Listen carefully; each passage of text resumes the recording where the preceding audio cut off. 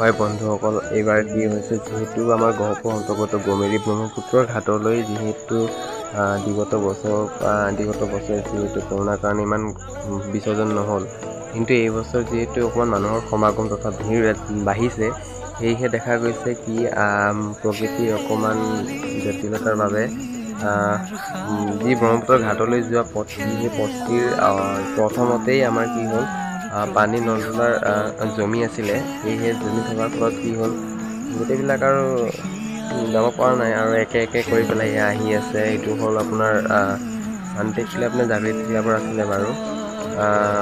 সেই তেনেকৈ হ'ব, শান্তি বা জাগৃতি হ'ব, যি নহওক। এনেকৈ আমি থকা সময়লৈকে মিনিমাম আপোনাৰ ধৰক 15খনমান বিসৰ্জন হৈছিলেগৈ। 70খন বিসৰ্জন গহপুৰ মেলবজাৰ গমেৰী ঘাটৰ ব্ৰহ্মপুত্ৰৰ ঘাটলৈ হ'বগৈ। তো আমি সেই কথাটো আপোনালোকক দেখাই থাকিম, চাই থাকিব।